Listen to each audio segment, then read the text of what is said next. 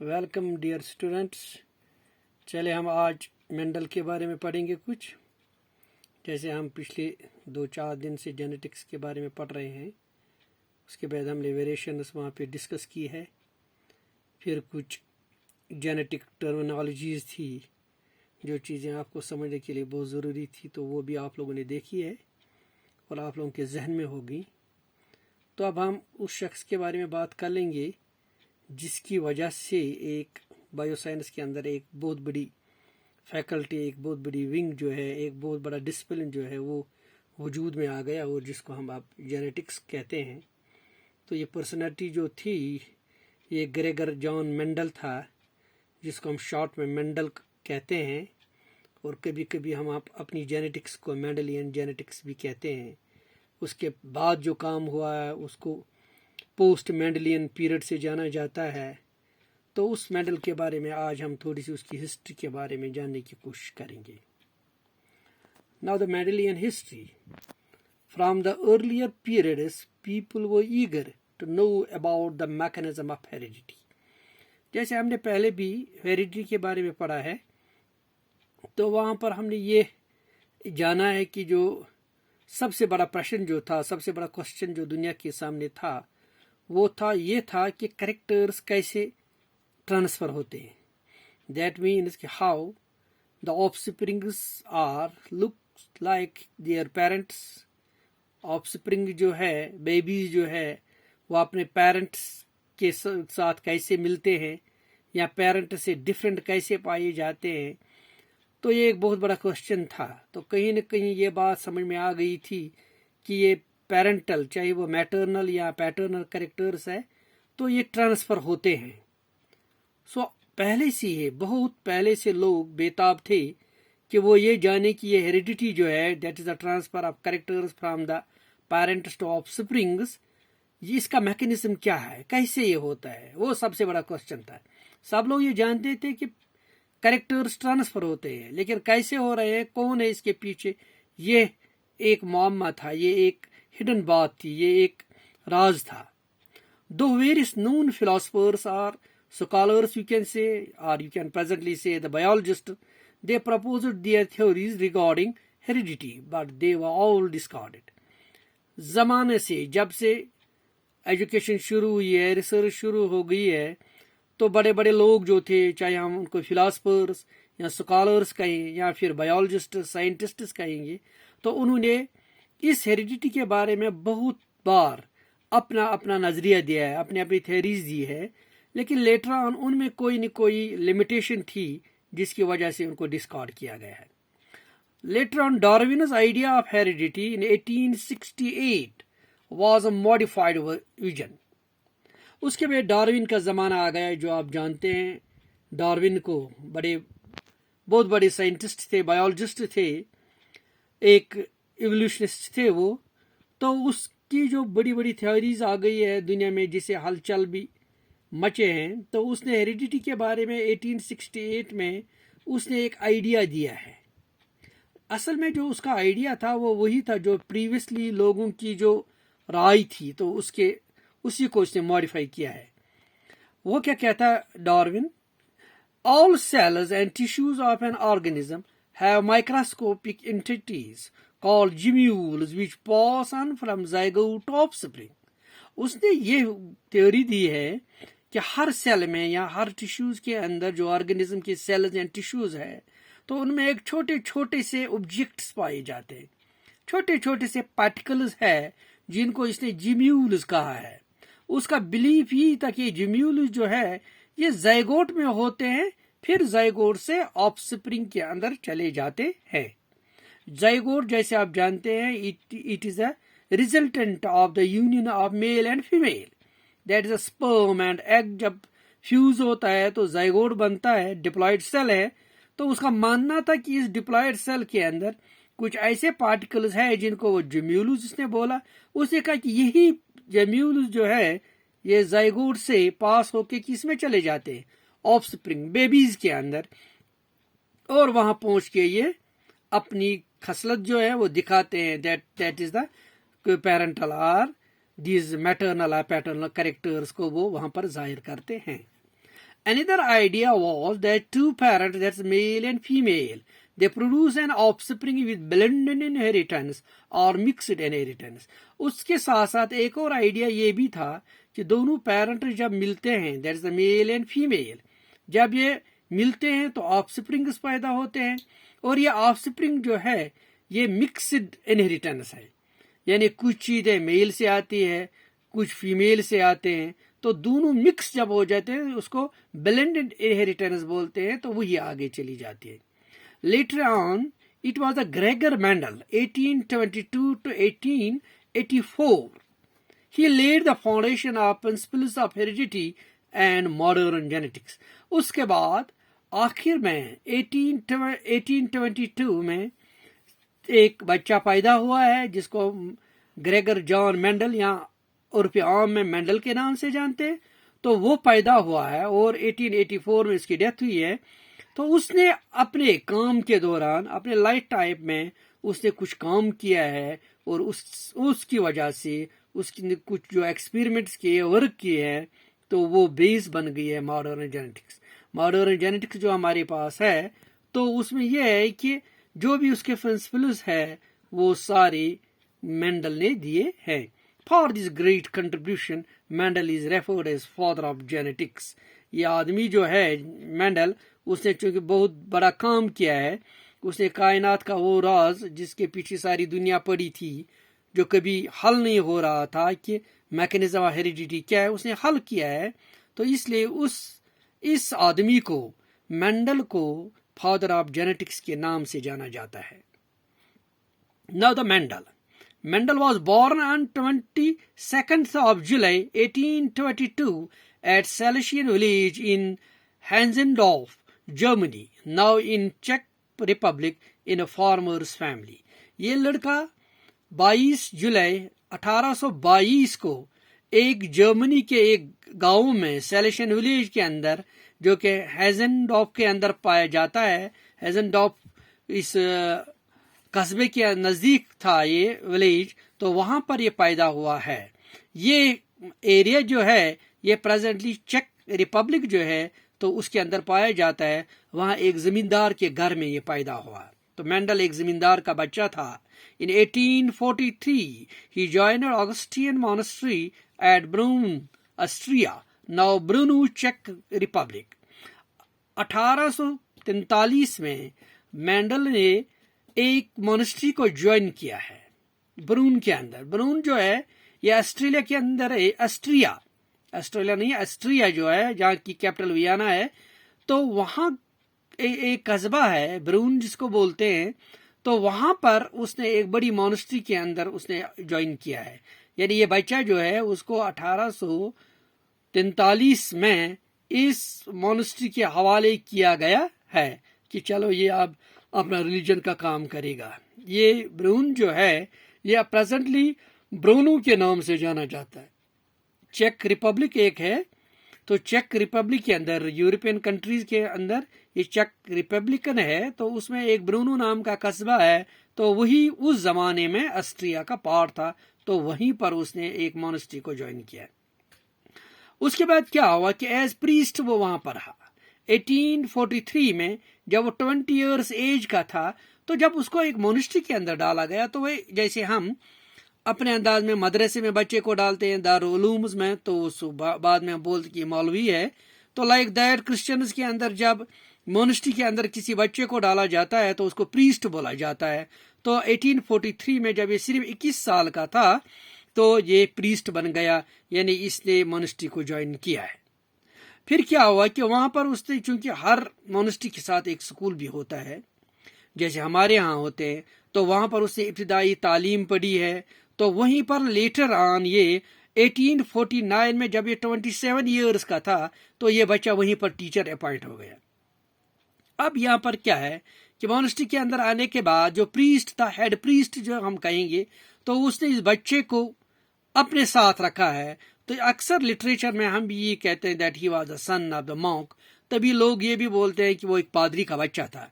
असल में एक फार्मर का बच्चा था, लेकिन चूंकि जब मोनेस्ट्री के अंदर एक छोटा बच्चा चला गया, वहां पर जो प्रीस्ट थे उन्होंने उसको अपने साथ रखा है. تو آگے وہ اسی کی نگرانی میں رہا، تو اسی کے نام کا جو لیبل جو ہے وہ اس کے ساتھ رہی ہے۔ تو اسی مونسٹری کے اندر 1849 میں جب وہ صرف 27 سال کا تھا تو وہ وہاں پر ٹیچر اپائنٹ ہوا ہے۔ اس کے بعد وہ یونیورسٹی آف ویانا چلے گئی۔ 1851 سے لے کر 53 تک، 1851 سے لے کر 1853 تک وہ یونیورسٹی میں مزید تعلیم حاصل کرنے کے لیے چلا گیا، اور یونیورسٹی کی وہ that was a university of Vienna. تو ویانا کی یونیورسٹی کے اندر اس نے نیچرل سائنس، باٹنی اور فزکس میں اپنی تعلیم آگے جاری رکھی۔ یعنی 3 سبجیکٹس، ایک تو نیچرل سائنس تھا، یا جس کو ہم باٹنی بھی آپ کہیں گے، اس میں باٹنی، زولوجی، انوائرمنٹ سائنس تمام جو ہے ان کو نیچرل سائنس بولتے ہیں، تو اور فزکس جو ہے، تو ان 2 علوم میں اب اس نے گریجویشن میں یہ اس کے امپورٹنٹ سبجیکٹس تھے۔ In Vienna, Mendel was influenced by 2 scientists, that was a Franz Unger, a plant physiologist, and Christian Doppler, discoverer of Doppler effect in physics. تو ویانا یونیورسٹی میں 2 آدمیوں کے ساتھ، 2 سائنٹسٹ کے ساتھ اس کا زبردست اثر ہوا ہے، وہ ان کے ساتھ رہا ہے، ان کے قریب رہا ہے۔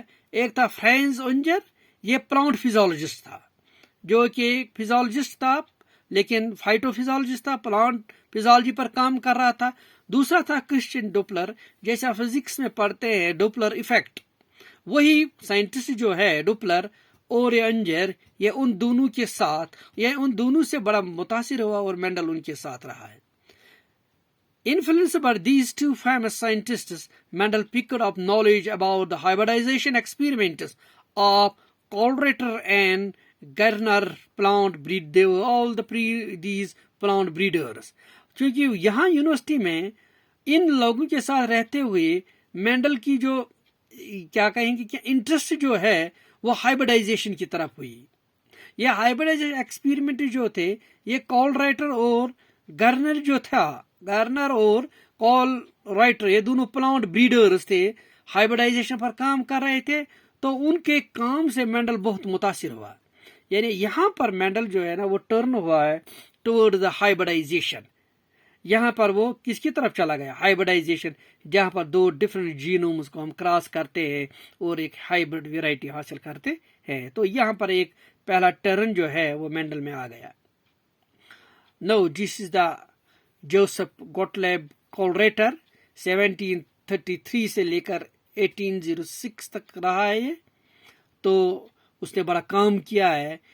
جرمن باٹنسٹ ہے، پلانٹ اس کی جو اسٹڈی تھی وہ اس پلانٹ فرٹیلائزیشن پر تھی، ہائبریڈائزیشن جو تھا، تو اسی نے پہلے سیلف انکمپیٹیبلٹی جو ہے پلانٹس کے اندر جو ہوتی ہے تو اس پر اس نے کام کیا ہے۔ ہی start crossing experiments although not inquire into the nature of this heritability known for reciprocal cross heterozygous. تو اس نے یہاں پر پہلی بار کراسنگ پر وہ کام کر رہا تھا، تو اس کا کام جو تھا وہ سب جانتے تھے، تو ان کے کام کے بارے میں جان کر مینڈل جو ہے نا بڑا متاثر ہوا ہے، اس کی انٹرسٹ بڑی ہے کہ کال رائٹر نے، اور کال رائٹر جو ہے اس نے جو کام کیا ہے کہ وہی کام اب مینڈل نے بھی اسی میں انٹرسٹ لینا شروع کیا، اور وہی اس نے بھی اڈاپٹ کیا ہے۔ Now the Mendelian journey. He performed breeding experiments in 1856. 1856 سے لے کر 9 ایئرس تک اب مینڈل جو ہے اس میں، چونکہ اب ویانا میں اپنی گریجویشن ختم کرنے کے بعد وہ واپس اپنے سکول میں چلا گیا، اور جب سکول وہ واپس آیا، چونکہ وہ کال رائٹر کے کام کے بارے میں اس نے جانا تھا، وہاں پر اس نے پڑھا تھا، اس کی جو ہائبریڈائزیشن تھی اسے انٹرسٹ بڑھ گئی تھی، جو ہی وہ سکول پہنچا تو اس نے اسی بریڈنگ پر ایکسپیریمنٹ شروع کیے۔ 1856 سے لے کر 64 تک، یعنی 9 ایئرس اس نے کام کیا ہے۔ Results were presented at 2 meetings before Natural History Society of Bonn in 1865. 64 تک اس نے ایکسپیریمنٹس کیے ہیں، اور 1865 میں اس نے اپنے کام کو 2 प्रोसेस में, 2 प्रोसीडिंग्स हो रही थी, 2 मीटिंग्स में। एक सोसाइटी थी वहाँ ब्रून में, उसको बोलते हैं नेशनल हिस्ट्री सोसाइटी ऑफ ब्रून। अब जब कोई आदमी कोई नया काम करता है तो उसको कहीं ना कहीं रजिस्टर करवाना पड़ता है। तो जैसे हमारे पास आज का जर्नल्स होते हैं, हम अपने काम को इन जर्नल्स में पब्लिश करते हैं, या इसी तरह उस दौर में एक नेशनल हिस्ट्री सोसाइटी ऑफ ब्रून थी। साइंटिस्ट का एक बड़ा, हम कहेंगे एक मंच था, एक प्लेटफॉर्म था। तो मेंडल ने अपना दो काम जो किया था, 9 ईयर्स का जो रिजल्ट थे, उसने फिर अगले साल वो उसके 2 मीटिंग्स के अंदर पेश किए। Published in a local journal, the annual proceedings of Natural History Society of Brown in 1866. उसके अगले साल 1866 में मेंडल का जो काम था, वो वहाँ जो ये natural history society of brown एक जर्नल निकालती थी जिसको बोलते थे annual proceedings of natural history society of brown, तो उसमें वो पब्लिश हुई। चूंकि एक लोकल उसी शहर की थी तो वहाँ पर ये सारा काम पब्लिश हुआ। इंटाइटल्ड, उसमें जो ये काम उसका था या पेपर जो थे मेंडल के, उनकी किस हेडिंग से निकले हैं, किस टॉपिक से, एक्सपेरिमेंट्स इन प्लांट हाइब्रिडाइजेशन। उसमें एक्सपेरिमेंट्स इन प्लांट हाइब्रिडाइजेशन के नाम से जो काम मेंडल का काम जो 9 ईयर उसने किया, ये सारा पब्लिश हुआ। Mendel died due to kidney disorders 1884 without getting any recognisation during his life time. Mendel 1884 में अपने किडनी फेलियर की वजह से, उसकी किडनी फेलियर हुआ है और वो मर गया है, वो इस दुनिया से चले गए हैं, उसकी डेथ हुई है। जबकि दुनिया ये नहीं जान पाई कि मेंडल ने जो काम किया है, जो दुनिया के सामने सबसे बड़ा क्वेश्चन था, वो मेंडल ने हल किया है, ये दुनिया को पता नहीं चला। तो मेंडल को कोई रिकॉग्नाइजेशन नहीं मिली, उसको काम को कहीं एप्रिसिएशन नहीं मिली और वो इस दुनिया से 1884 में चला गया। Now the reasons for non-recognition of Mendel's work, सवाल ये है कि मेंडल को उसका वो उतनी इज्जत क्यों नहीं मिली, उसकी रिकॉग्नाइजेशन क्यों नहीं मिली, what was the reason behind that. उसके कुछ रीजन्स थे। पहला रीजन ये था, scientific world was busy at the time with Darwin's theory of origin of species. Darwin ने उस वक्त एक थ्योरी दी थी ऑरिजिन ऑफ स्पीशीज, जैसे हम आम में कहते हैं कि उसने बोला था कि इंसान बंदर से बना है, यानी स्पीशीज कहाँ से पैदा हुई है। तो वहाँ पर एक जंग मची थी सारी दुनिया में कि ये क्या हो रहा है। डार्विन ने क्या बोल दिया है, जब उसकी ऑरिजिन ऑफ स्पीशीज सामने आ गई तो सारी दुनिया, सारे साइंटिस्ट उसमें लगे थे, किसी को मेंडल के बारे में कोई खबर नहीं थी। दूसरी बात, the ideas were ahead of his time. उसने जो हाइब्रिडाइजेशन का आइडिया दिया है, उसने क्रॉसिंग में जो फैक्टर जिसको हम जीन लेटरन बोलते हैं आइडिया दिया है, वो दुनिया की समझ में नहीं थी। दुनिया उसको नहीं जानती थी कोई फैक्टर या कोई जीन नाम की चीज है। Ignorance about cytological base of heredity, कोई किसी को ये पता भी नहीं था, कोई साइंटिस्ट इसकी तरफ गया ही नहीं था कि सेल के अंदर असल में हेरिडिटी कहाँ से शुरू होती है, सेल, यानी सेल ही जो है वो हेरिडिटी की बेस है, कोई नहीं जानता था। एक चौथी बात जो थी वो क्या, पब्लिशिंग लोकल ऑब्सक्योर जर्नल, उसका काम लोकली था। उसका काम एक छोटे से जर्नल में था जो एक छोटे से शहर तक रहा, उस शहर से कभी बाहर नहीं हुआ। तो नतीजा ये निकला कि मेंडल का काम वहीं ब्रून के अंदर ही रहा। Mendel failed to reproduce his conclusions on hawkweed hieracium. ये देखिए हेरेंसम जो ये प्लांट है, तो मेंडल को कहा गया कि अपना काम जो है इस प्लांट पर दिखाओ। और जब मेंडल ने इस काम पर हाइब्रिडाइजेशन की है तो उसके लॉज और रिजल्ट जो थे वो सब फेल हो गए। हेरेंसम के अंदर वो अपने लॉ को प्रूव नहीं कर पाया, इसलिए मेंडल के काम की कोई इंपॉर्टेंस नहीं रही, उसको कहीं से रिकॉग्नाइजेशन नहीं मिली। Mendel the father of genetics, now the rediscovers of Mendel. लेकिन काम कहीं जाया नहीं होता है। मेंडल ने जो काम किया है, अब दुनिया को पता चलना था, वो कैसे चला। उसके बाद एक टीम आई साइंटिस्ट्स की या बॉटनिस्ट्स की 1901 में, जिनको हम रिडिस्कवर्स ऑफ मेंडल बोलते हैं, कि मेंडल के काम को या मेंडल को उन्होंने डिस्कवर किया है। वो होगो डे वेरीज था, एक डच था, हॉलैंड का रहने वाला था। कार्ल कारन्स था, जर्मन था, जर्मनी का रहने वाला था। या एरिक वॉन शिमॉक था जो कि ऑस्ट्रिया से था और ये ऑस्ट्रिया का रहने वाला था। تو یہ تین، ایک ڈچ تھا، ایک جرمن تھا، ایک آسٹرین تھا، تو ان تین بوٹنسٹس نے مینڈل کو زندہ کیا. Hugo de Vries found the paper of Mendel and got it reprinted in Flora in 1901. Hugo de Vries نے کیا کیا، کہیں نہ کہیں وہ کچھ دیکھ رہے تھے، اس کو ملا ہے اس سے برون سوسائٹی کا جو پروسیڈنگز تھی، تو وہاں سے اس کو وہ پیپر، وہ جرنل پتہ نہیں کیسے ملا ہوگو ڈے ویریز کو. تو اس نے مینڈل کے کام کو جب دیکھا، یہ تینوں بھی اسی ہائبریڈائزیشن پر کام کر رہے تھے، اور انہوں نے دنیا کو بتایا تھا کہ ہم نے جین کہیں نہ کہیں وہ مل گیا ہم کو، وہ فیکٹر ہم نے دیکھا ہے، وہ ریزن ہم نے دیکھا ہے کہ how this heredity takes place. لیکن اسی دوران دس ہوگو ڈے ویریز نے وہ پیپر دیکھا جو مینڈل نے لکھا تھا، اور اب اسی ہوگو ڈے ویریز نے وہی پیپر لکھ کے فلورا، جو ایک بہت بڑا دنیا کا مانا ہوا دس بوٹنی یا پلانٹ سائنس کے اندر ایک جرنل ہے، تو 1901 میں اس نے اس کو اس میں پبلش کروایا. Karl Cornelius converted two of the generalizations of Mendel into principles of law of heredity. Karl Cornelius نے یہ کہ جو مینڈل کے لاز تھے اس نے ان کو ریکگنائزیشن دلوائی ہے as laws of heredity. They are referred as rediscoverers of Mendel. تبھی ان کو rediscoverers of Mendel کہا جاتا ہے. ان تینوں کو، چاہے وہ ہوگو ڈے ویریز ہو، کارل کارنز ہو، ایرک وان شمیک ہو، تو ان تینوں کو ریڈسکوررز آف مینڈل کہا جاتا ہے. Now Mendel was recognised as father of genetics. اسی بنا پر اب مینڈل جو ہے اس کو فادر آف جینیٹکس کہا جاتا ہے. تو یہ مینڈل کا سفر تھا. پہلے مینڈل کی کامیابی آپ نے دیکھی ہے، ایک غریب گھرانے سے نکل کے ایک فارمر کا بیٹا ہونے کے بعد ایک مونک کے کسٹڈی میں آ گیا، اس کی سرپرست میں آنے کے بعد ٹیچر بنا ہے. ٹیچر بننے کے بعد ویانا یونیورسٹی میں گریجویشن حاصل کر کے ہائبریڈائزیشن میں انٹرسٹ ہوئی ہے. اس کے بعد واپس آ کر اسی ہائبریڈائزیشن پر کام کر کے اس نے دنیا کے اس راز کو بالکل اوپن کر لیا ہے جس کو آج ہم جینیٹکس کہتے ہیں. That is the mechanism behind the heredity. اس کے بعد اس نے اس کو پبلش کروایا ہے، دنیا کے سامنے رکھا ہے، لیکن کہیں پر ریکگنائزیشن نہیں ملی ہے. ایک فیلئر کی طرح اس کی ڈیتھ ہوئی ہے، لیکن پھر ڈسکوری ہوئی ہے، اور اس ریڈسکوری کے بعد وہ دنیا کے اندر فادر آف جینیٹکس بنا ہے. So this was the history of the Mendel. تو یہ مینڈل کی ہسٹری تھی جس کے بارے میں ہم آج جان چکے ہیں.